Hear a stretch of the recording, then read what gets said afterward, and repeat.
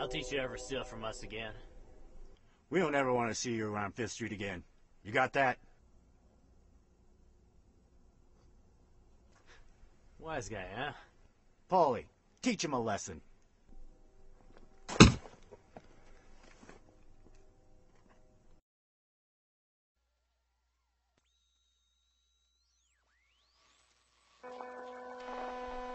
True, I am nervous.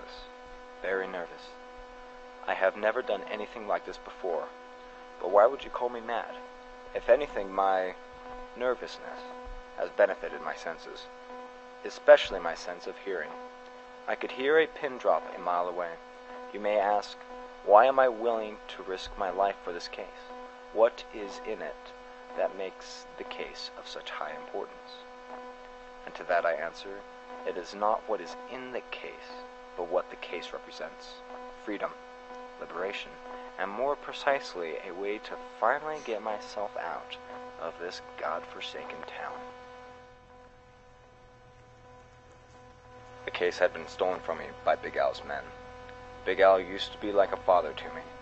I loved the old man. He had never wronged me before up until around 6 months ago. Him and that patch of his. Very few men have seen what lies beneath that patch. I am but one of the few, and let me tell you, it is not an image to be forgotten easily.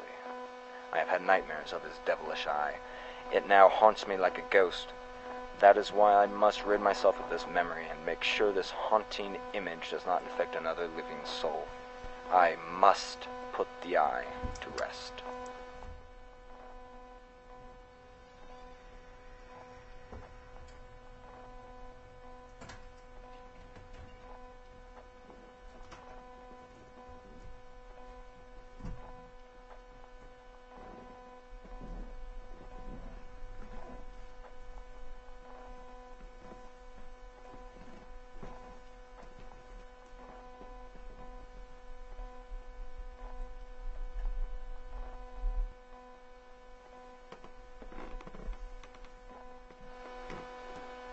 I slowly turned the handle to his door and opened it, oh so gently. And then when I had made an opening sufficient for my head, I looked around to see if the old man was still asleep. As soon as I was sure, I proceeded inside the room.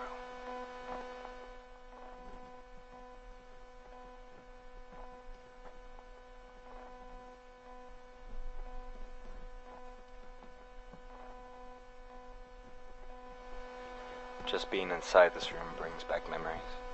I remember being inside this room as a kid, but most of all I remember the accident. The day he got that devilish, evil eye.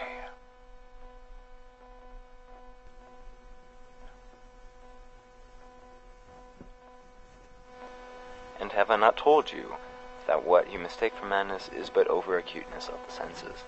Now, I say, there came to my ears a low, dull, quick sound, such as a watch makes when enveloped in cotton. I knew that sound well, too. It was the beating of the old man's heart. It increased my fury as I knelt there, staring at his eye. I now needed to hide the old man's body.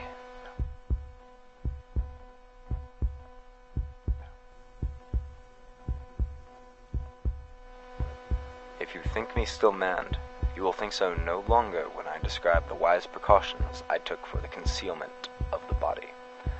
First of all, I dismembered the corpse. I cut off the head, and the arms, and the legs.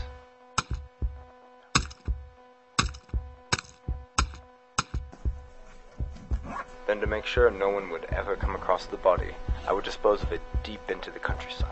So I piled the parts into a bag and brought it out to the car.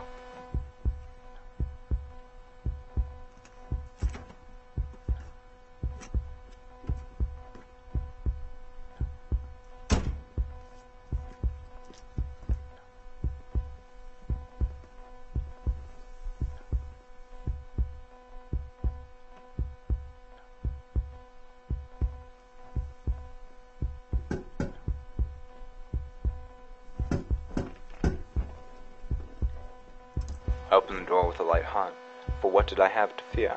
The officer inquired as to what I was doing here so late at night. I replied that I worked for the old man, and that he had hired me to watch over the house while he was away. He asked if he could search the house, just to make sure. And of course I complied, for what was I to fear?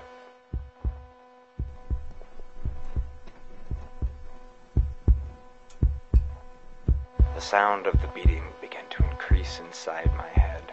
I began gasping for air, worried that the officer had noticed the sound, but he was too busy searching the house and telling me of the incidents of the night to notice.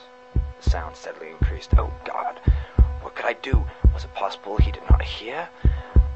No! He heard. He expected. He knew. He was making a mockery of my horror. I could bear this no longer. I felt I must scream or die. Philip! Dissemble no more! I admit the deed. Open the trunk there! It is the beating of his hideous heart!